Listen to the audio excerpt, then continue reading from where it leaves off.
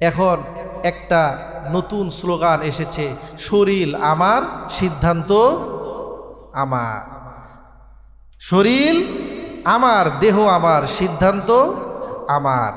এর মাধ্যমে আপনারা জানেন দেশের মধ্যে নারী সংস্কার কমিশন গঠন হয়েছে, হয় নাই? এরা একটি প্রতিবেদন জমা দিয়েছে। এর মধ্যে নারী সংস্কার কমিশনের ভিতরে তাদের নামই কি নারী সংস্কার কমিশন, মানে নারী বিষয়ক বিভিন্ন বিষয়ে তারা সংস্কার করতে চায়। মানে যে জিনিসগুলো সংস্কার করতে চায় সেই বিষয়গুলি যদি আগে থেকে ঠিকই থাকে তাহলে কি সংস্কার করার প্রয়োজন আছে? নাই। মানে তারা যেই বিষয়গুলিকে সংস্কার করতে চায় সেই বিষয়গুলি ঠিক না, এটা হচ্ছে তাদের দাবি। এখন ওই বিষয়ে আমি কথা বলবো না, তবে এরা যতগুলি বিষয়ে সংস্কার আনতে চেয়েছে এবং প্রস্তাবনা দিয়েছে এর মধ্যে উল্লেখযোগ্য একটি হচ্ছে এই যে যারা পতিতা রয়েছে তাদেরকে শ্রমিকের মর্যাদা দিতে হবে। আর একটু আসতে বললেন না? নাউজুবিল্লাহি মিন যালিক। দেখুন সামনে আলোচনা আসবে আমাদের, কখন আসবে বলতে পারবো না। শয়তানের যতগুলি কাজ আছে এর মধ্যে থেকে প্রধানতম একটি কাজ হচ্ছে মানুষদেরকে উল্টা বুঝ দেওয়া। এটা হচ্ছে শয়তানের কাজ। দেখুন এখানে শয়তান কিভাবে উল্টা বুঝ দিল। শয়তান উল্টা বুঝ দিল এভাবে, উপযুক্ত ছিল, দরকার ছিল এইভাবে দাবি করা যে একজন নারী তার ইজ্জত বিক্রি করে, তার দেহ বিক্রি করে সে কিসের জন্য উপার্জন করবে? এই জন্য নারীদের জন্য সম্মানজনক আলাদা কর্মস্থল এর ব্যবস্থা করতে হবে। এই দাবি করার দরকার ছিল না? এতে করে কি হতো? নারীদের সম্মান বৃদ্ধি পেত এবং তারা সম্মানজনক কর্ম করে তাদের জীবিকা উপার্জন করতে পারত। এতে করে তারা নিজেদের জীবিকা উপার্জন করতে পারলো, এর পাশাপাশি তাদের সম্মানও বাড়লো। এইটা না করে উল্টা সংস্কার করছে কি, যে যারা পতিতা রয়েছে তাদেরকে কর্মীর সম্মান দিতে হবে। এতে করে কি হলো? কর্মকে, কাজকে এতটাই নিচু করা হলো যে পতিতাকেও একটি কাজের আওতাভুক্ত করে দেওয়া হলো। এতে করে নারীদের সম্মান কি বৃদ্ধি হয়েছে নাকি সম্মান কমে গিয়েছে? আরো জোরে বলেন। কমে গিয়েছে। কিন্তু বুঝ দিয়েছে শয়তান উল্টা। তাহলে এই যে সংস্কার করা হচ্ছে এতে করে নারীদের কি সংস্কার করা হচ্ছে নাকি সর্বনাশ করা হচ্ছে? সবাই বলেন। হ্যাঁ, এখানে আরো একটি কথা বলে রাখি, দেখুন লক্ষ্য করুন, এই যে যারা নারী সংস্কার কমিশন গঠন করেছে এবং প্রস্তাবনা পেশ করেছে, এদের ন্যাশনাল আইডি কার্ডে, জাতীয় পরিচয়পত্রে যার যার রিলিজন যাই থাকুক না কেন, থাকতে পারে অনেকে মুসলিম, সেটা ভিন্ন, কিন্তু এতটুকু নিশ্চিত যে এই প্রস্তাবনা দেওয়ার সঙ্গে সঙ্গে তাদের প্রত্যেকের ঈমান নষ্ট হয়ে গিয়েছে। কিভাবে নষ্ট হয়েছে? তার কারণ হচ্ছে যে পতিতা বৃত্তি এটি কি বৈধ নাকি অবৈধ? শুধুই কি ইসলামে অবৈধ নাকি সকল ধর্মে অবৈধ? শুধু কি ধর্মের দৃষ্টিতে অবৈধ নাকি মানবিক এবং যৌক্তিক দৃষ্টিকোণ থেকেও? সকল দৃষ্টিকোণ থেকে এই বিষয়টি অবৈধ। তাহলে অবৈধ বিষয়কে কেউ যদি অবৈধ মনে করে তাহলে সে হয় অপরাধী, আর অবৈধ বিষয়কে যদি কেউ বৈধতা দিতে চায় তাহলে সে হয় মানে আইন বিরোধী এবং সে হয় ইসলাম বিদ্বেষী, ইসলাম বিরোধী এবং সে হয় কাফের। কথা বুঝতে পারেন নাই? তার কারণ দেখুন, শুধু তাই নয়, এবং আল্লাহ রাব্বুল আলামিনের শাশ্বত বিধানগুলিকে একটা শুধু না, ওরা কিন্তু অনেকগুলো প্রস্তাবনা দিয়েছে, আপনারা দেখেন। ওই বিষয়ে যেহেতু আজকে আলোচনা না তাই বলবো না।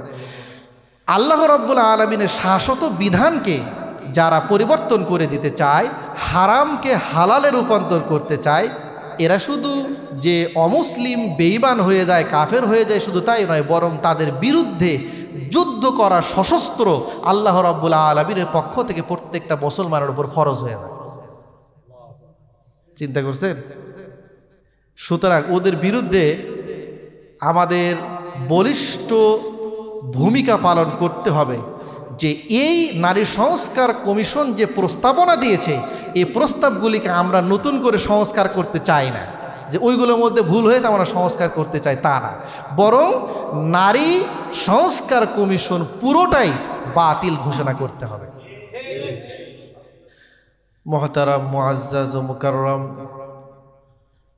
উপস্থিত সম্মানিত শ্রদ্ধাভাজন মুসল্লিবৃন্দ, আল্লাহ রাব্বুল আলামিনের দরবারে অসংখ্য অগণিত শুকরিয়া জ্ঞাপন করছি যে মহান রব্বে করিম দয়া করে মায়া করে অনুগ্রহ করে মেহেরবানি করে আমাদেরকে সালাতুল জুমা আদায়ের লক্ষ্যে সুস্থতার সঙ্গে মসজিদে আসার বসার এবং জুমার নামাজ পূর্ব কিছু আলোচনা করার শ্রবণ করার তৌফিক করে দিলেন। এজন্য সকলেই বলি আলহামদুলিল্লাহ।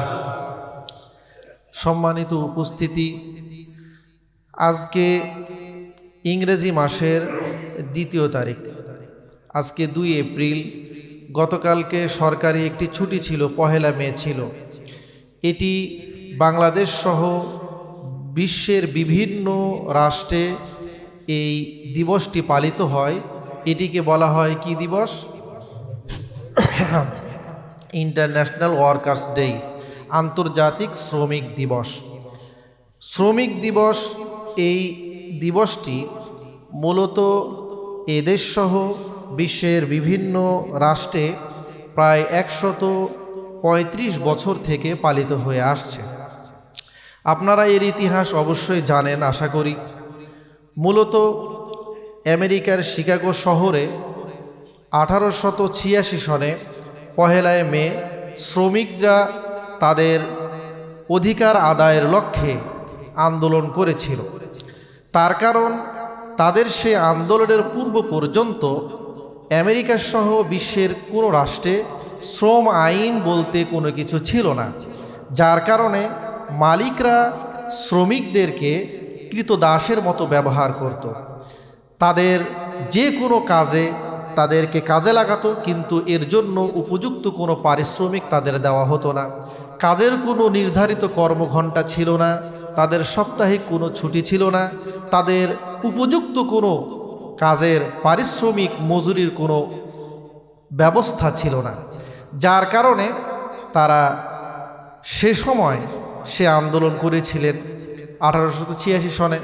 আন্দোলনের ফলে যারা আন্দোলন করেছিল তাদের মধ্যে কেউ কেউ মারা গিয়েছে, কেউ কেউ কারারুদ্ধ হয়েছে, পরবর্তীতে তাদের মধ্যে কাউকে কাউকে ফাঁসি দেওয়া হয়েছে।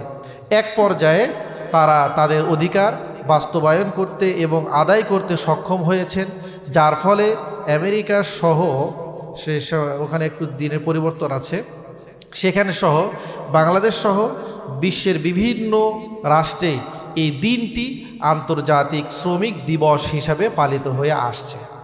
আসলে লক্ষ্য করুন, তারা যে আন্দোলন করেছিল তাদের অধিকার আদায়ের জন্য, যে সপ্তাহে 1 দিন ছুটি দিতে হবে এবং কাজের নির্ধারিত 8 ঘন্টা 6 ঘন্টা একটি সময় নির্ধারণ থাকতে হবে, কাজের উপযুক্ত পারিশ্রমিক থাকতে হবে, এই সকল বিষয়ে আন্দোলন করেছিল। কেন? তার কারণ তারা তা পাচ্ছিল না। আচ্ছা, তারা পাচ্ছিল না, এর মূল কারণ হচ্ছে এই যে সেই সময় কেন, তার থেকে শত শত বছর আগে ইসলাম যে শ্রমিকের ন্যায্য অধিকার এবং তাদের কর্মের যে গুরুত্ব আরোপ করেছে, সেই বিষয়টি মানুষেরা তাদের জীবনে বাস্তবায়ন করে নাই, লক্ষ্য করে নাই, ফলো করে নাই, যার কারণে সাধারণ শ্রমজীবী মানুষেরা নির্যাতিত হয়েছিল, নিপীড়িত হয়েছিল। যদি ইসলামের সেই শাশ্বত বাণীগুলোর প্রতি তারা লক্ষ্য করত, অনুসরণ করত, তাহলে অবশ্যই শ্রমিকরা কখনোই নির্যাতিত হতো না। কথা বলেন ঠিক না? সুতরাং ইসলামের মধ্যে শ্রমের এবং শ্রমিকের কি মূল্যায়ন রয়েছে, তাদের কি গুরুত্ব রয়েছে, তাদের কি অধিকার রয়েছে এবং তাদের কি দায়িত্ব রয়েছে, সেই বিষয়গুলি আমাদের জানার প্রয়োজন রয়েছে। দেখুন, ইসলামের মধ্যে একজন ব্যক্তি শ্রম দিবে, কর্ম করবে, এটা অত্যন্ত গুরুত্বপূর্ণ একটি বিষয় এবং ইসলামে এর অনেক মূল্যায়ন করেছে। তার কারণ হচ্ছে আমাদের নবী সহ পৃথিবীতে যত নবী এবং রসুল এসেছিলেন, অধিকাংশ নবী এবং রসুল তারা শ্রমজীবী ছিলেন এবং তারা কর্মজীবী ছিলেন, কর্ম করে নিজের জীবন পরিচালনা করেছেন। আপনি যদি জনাবে মোহাম্মদুর রাসূলুল্লাহ সাল্লাল্লাহু আলাইহি ওয়াসাল্লামের জীবনের প্রতি লক্ষ্য করুন, তাহলে দেখবেন তিনি কি ব্যবসায়ী ছিলেন না? ব্যবসা করেন নাই, কর্ম করেছেন। শুধু তাই নয়, এভাবে আল্লাহর রসুল সাল্লাল্লাহু আলাইহি ওয়াসাল্লামের সাহাবীরা তারাও বিভিন্ন কাজে কর্মে নিয়োজিত ছিলেন এবং অন্যান্য নবী রাসূলরাও ছিলেন। আল্লাহ রাব্বুল আলামিন তাদের কারো কথা আমাদের শিক্ষার জন্য, বুঝার জন্য, কর্মের গুরুত্ব যাতে করে আমাদের বুঝে আসে, এজন্য বেশ কিছু নবীর কথাও আল্লাহ তাআলা এই পবিত্র কোরআনুল কারীমের মধ্যে তুলে ধরেছেন। যেমন হযরত দাউদ আলাইহিস সালাতু ওয়াস সালাম সম্পর্কে আল্লাহ তাআলা বলছেন, দেখুন, ওয়ালাকাদ আতাইনা দাউদা মিন্না ফাদলা ইয়া জিবালু আওবিবি মাআহু ওয়াত-তায়রা ওয়া আলান্না লাহুল হাদীদ أن اعمل سابغات وقدر في السرد واعملوا صالحا إني بما تعملون بصير। আল্লাহ তাআলা বলেন, আমি দাউদকে আমার পক্ষ থেকে অনুগ্রহ দিয়েছিলাম, নবুয়ত দান করেছিলাম, তিনি নবী ছিলেন। নবী থাকার পরেও আমি তাকে যতগুলি মুজিজা দিয়েছিলাম এর মধ্যে থেকে অন্যতম একটি হচ্ছে, তিনি যখন আল্লাহ রাব্বুল আলামিনের জিকির করতেন, আল্লাহ তাআলাকে স্মরণ করতেন, তার সঙ্গে সঙ্গে পাহাড় পর্বতগুলি এবং আকাশের উড়ন্ত পাখিগুলিও আল্লাহ রাব্বুল আলামিনের তাসবিহ পাঠ করত। আল্লাহ তাআলা বলতেছেন, ওয়া আলান্না লাহুল হাদীদ, দাউদের জন্য আমি লোহাকে অত্যন্ত নরম বানিয়ে দিয়েছিলাম। তিনি যেইভাবে চাইতেন ঠিক সেইভাবেই লৌহ দ্বারা বিভিন্ন প্রকারের আসবাবপত্র তিনি তৈরি করতে পারতেন, লৌহবর্ম তৈরি করতেন, দাও বটি কুড়াল সহ মানুষের নিত্য প্রয়োজনীয় বিভিন্ন জিনিস তিনি তৈরি করতেন। আর এই কর্মের মাধ্যমে তিনি তার জীবিকা উপার্জন করতেন। আল্লাহ রাব্বুল আলামিন দাউদ আলাইহিস সালাতু ওয়াস সালাম সহ বিভিন্ন নবী রাসূল তাদের কর্মের কথা পবিত্র কোরআনুল কারীমের মধ্যে উল্লেখ করে দিয়েছেন। আম্মা জান আয়েশা সিদ্দিকা রাদিয়াল্লাহু তাআলা আনহা তিনি বলেন, সিদ্দিক আকবর আবু বকর সিদ্দিক রাদিয়াল্লাহু তাআলা আনহু তিনি যখন খলিফা হলেন, খলিফা হওয়ার পরে তিনি তার আগ পর্যন্ত কাপড়ের ব্যবসা করতেন, মাথায় করে গাঁটটি নিয়ে কাপড়ের জায়গায় জায়গায় বিক্রি করতেন। তিনি যখন খলিফা হওয়ার পরে তার সেই ব্যবসার জন্য মাথার মধ্যে কাপড়ের গাঁটটি নিয়ে বেরিয়ে পড়লেন। ওমর রাদিয়াল্লাহু তাআলা আনহু বললেন, আবু বকর, তুমি যদি তোমার সেই কর্মের জন্য ব্যস্ত হয়ে যাও তাহলে রাষ্ট্রের দায়িত্ব পালন করবে কিভাবে? সুতরাং তোমার সেই পেশায় নিয়োজিত আর থাকা যাবে না, বরং তোমার সমস্ত সময় রাষ্ট্রের জন্য তুমি ব্যয় করবে, আর রাষ্ট্রের পক্ষ থেকে তোমাকে উপযুক্ত ভাতা প্রদান করা হবে, এর মাধ্যমে তুমি জীবিকা উপার্জন করবে। আবু বকর সিদ্দিক রাদিয়াল্লাহু তাআলা আনহু সেই সময় জাতির উদ্দেশ্যে ভাষণ দিয়ে তিনি বলেছিলেন, লাকাদ আলিমা কওমি আন্না হিরফাতি লাম তাকুন তাজিজু আন মুনাতি আহলি। হে আমার জাতির লোকেরা, আমি যেই ব্যবসা করতাম সেই ব্যবসা আমার পরিবারের যে খরচ ছিল তা বহন করতে সক্ষম ছিল, তারপরও আমি সেই ব্যবসা পরিহার করে দিয়েছি। তার কারণ হচ্ছে ওয়াশুগিলতু বিআমরিল মুসলিমিন, তার কারণ মুসলমানদের দেখাশোনার, তাদের পর্যবেক্ষণ করার, তাদের পরিচালনা করার যাবতীয় কাজের দায়িত্ব খলিফা হিসাবে, রাষ্ট্রপ্রধান হিসাবে আমার ওপরে অর্পিত হয়েছে। সুতরাং ফাসায়াকুলু আলু আবি বকরিন মিন হাদাল মাল ওয়া ইয়াহতারিফু লিল মুসলিমিনা ফিহি, এখন থেকে আবু বকর রাষ্ট্রের বসবাসকারী জনগণের জন্য সে ব্যবসা করবে, মানে রাষ্ট্রে বসবাসকারী জনগণের জন্য সে সময় দিবে, শ্রম দিবে, আর রাষ্ট্রীয় সম্পদ থেকে তিনি এবং তার পরিবার তার উপযুক্ত ভাতা গ্রহণ করে জীবন পরিচালনা করবেন। সুবহানাল্লাহ। তো সুতরাং লক্ষ্য করুন, আবু বকর সিদ্দিক রাদিয়াল্লাহু তাআলা আনহু তিনি খলিফা হওয়ার পরও ব্যবসার জন্য চলে গেছেন। এইভাবে আপনি যদি সাহাবাদের জীবনে দেখুন তাহলে দেখবেন তারা বিভিন্ন ছোট বড় ব্যবসা বাণিজ্য, হস্তশিল্প সহ বিভিন্ন কাজে তারা নিয়োজিত ছিলেন। তার কারণ আল্লাহ রাব্বুল আলামিন এই উপার্জন করার জন্য, শ্রম দেওয়ার জন্য একজন ব্যক্তিকে গুরুত্ব দিয়ে আল্লাহ তাআলা পবিত্র কোরআনুল কারীমের সূরা জুমার মধ্যে বলছেন, فَإِذَا قُضِيَتِ الصَّلَاةُ فَانتَشِرُوا فِي الْأَرْضِ وَابْتَغُوا مِنْ فَضْلِ اللَّهِ وَاذْكُرُوا اللَّهَ كَثِيرًا لَعَلَّكُمْ তুফলিহুন। আল্লাহ তাআলা বলছেন, যখন তোমাদের নামাজ শেষ হয়ে গেল, নামাজ আদায় করে ফেললে, ফান্তাশিরু ফিল আরদি, তখন তোমরা জমিনের মধ্যে ছড়িয়ে পড়ো, বিভিন্ন যার যার কর্মের মধ্যে চলে যাও। ওয়াবতাগু মিন ফাদলিল্লাহ, যার যার কর্মের মধ্যে, ব্যবসার মধ্যে, চাকরির মধ্যে আল্লাহ তাআলা তোমার জন্য যে অনুগ্রহ রেখেছেন, মানে তোমার জন্য যেই রিজিক রেখেছেন, সেই রিজিক তোমরা অন্বেষণ করো। তবে ওয়াযকুরুল্লাহা কাসীরান লাআল্লাকুম তুফলিহুন, সেই জীবিকা উপার্জন করতে গিয়ে তোমরা আল্লাহ তাআলাকে ভুলে যেও না, বরং বেশি বেশি তোমাদের সেই কর্মের মধ্যেও, কাজের মধ্যেও, ব্যবসার মধ্যেও আল্লাহ রাব্বুল আলামিনকে তোমরা স্মরণ করতে থাকো, যাতে করে ইহকাল এবং পরকালে তোমরা সফল কাম হতে পারো। এরপরে দেখুন, সহিহুল বুখারীর মধ্যে এসেছে, হযরত আবু হুরায়রা রাদিয়াল্লাহু তাআলা আনহু তিনি বলছেন, আল্লাহ রসুল সাল্লাল্লাহু আলাইহি ওয়াসাল্লাম ইরশাদ করেন, ওয়াল্লাযী নাফসি বিয়াদিহি, ওই সত্তার কসম যেই সত্তার হাতের মধ্যে আমার জীবন রয়েছে, অর্থাৎ সেই সত্তাকে আল্লাহ রাব্বুল আলামিনের কসম করে বলছি। নবীজি বলেন, লা আইয়াখুদা আহাদুকুম হাবালাহু ফায়াহতাতিবু আলা যাহরিহি খায়রুন লাহু মিন আইয়াতিয়া রাজুলান ফায়াসআলাহু আ'তাহু আও মানাহু, কোন একজন ব্যক্তি তার পিঠের মধ্যে কাঠের বোঝা সে বহন করবে, আর এই বহন করে সে বিক্রি করে তার জীবিকা উপার্জন করবে, এটি তার জন্য ভালো একজন ব্যক্তির কাছে দ্বারস্থ হওয়ার চেয়ে, একজন ব্যক্তির কাছে হাত প্রসারিত করার চেয়ে। তার কারণ একজন ব্যক্তির কাছে যখন কোনো একজন হাত প্রসারিত করে, চায় কোনো কিছু প্রয়োজন তার, সে চায়, এই চাওয়ার ফলে যার কাছে সে চেয়েছে সে তাকে তা দিতেও পারে, আবার নাও দিতে পারে। পক্ষান্তরে সে যদি শ্রম দেয়, কর্ম করে, তাহলে অবশ্যই এর দ্বারা সে উপকৃত হতে পারবে। শুধু তাই নয়, বরং নবীজি আরো বলছেন, সহিহুল বুখারীর মধ্যে এসেছে, মা আকালা আহাদুন তাআমান কাত্তু খায়রান মিন আইয়াকুলা মিন আমালি ইয়াদিহি, একজন ব্যক্তি যত উপার্জনই করুক না কেন, যত খাবারই খাক না কেন, সহস্তে উপার্জন করে যে খাবার সে গ্রহণ করবে, এই খাবারের চেয়ে পবিত্র খাবার আর হতে পারে না। সুবহানাল্লাহ, সবাই বলেন। একজন ব্যক্তি তার হস্তের মাধ্যমে তার শরীরকে সে ব্যয় করে, পরিশ্রম করে সে উপার্জন করবে, এই উপার্জনের চেয়ে, এই খাবারের চেয়ে উত্তম পবিত্র খাবার ব্যক্তির জন্য আর হতে পারে না।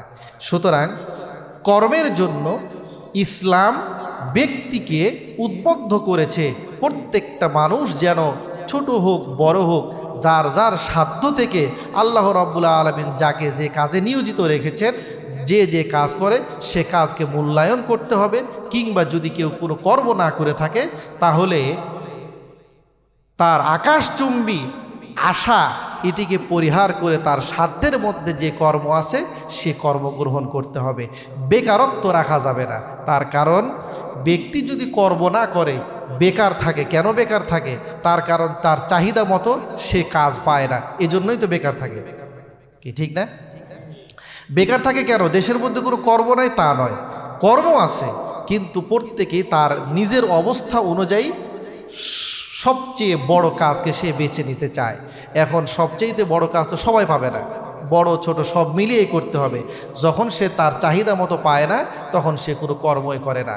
আর এই কর্ম না করার কারণে পরবর্তীতে দেখা যায় দেশের রাস্তাঘাটে, আনাচে কানাচে, গলির মধ্যে রাতে মানুষের গলার মধ্যে ছুরি ধরে মানুষের পকেট থেকে মানুষের সম্পদগুলি আত্মসাৎ করে নেয়, ছিনতাই করে নেয়, ডাকাতি করে নেয়। ঠিক না? কেন? তার কারণ প্রত্যেকটা মানুষের তো অর্থের প্রয়োজন আছে। অর্থের প্রয়োজন থাকলে অর্থ যোগানো হতে হবে, উপার্জন করতে হবে। এখন তার চাহিদা মতো সে যদি অর্থ উপার্জন করতে না পারে, তাহলে সে কি প্রয়োজন পূরণ করবে না? তখন সে বৈধ পথ বাদ দিয়ে অবৈধ পথে সে অগ্রসর হয়েছে। এজন্য কর্মকে ছোটভাবে দেখার কোনো সুযোগ নাই। তার কারণ হচ্ছে, সামনে আলোচনা আসছে, এই কর্মের মধ্যে শ্রেণী বিন্যাস করেছেন স্বয়ং আল্লাহ রাব্বুল আলামিন। এরপরে দেখুন, সুতরাং প্রত্যেকটা ব্যক্তি সে যেন কর্মী হয়, কর্মঠ হয়, উদ্যমী হয়, যে কোনো পেশা সে যেন গ্রহণ করে নেয় বৈধ, এটি ইসলাম এর প্রতি গুরুত্ব আরোপ করেছে, গুরুত্ব দিয়েছে।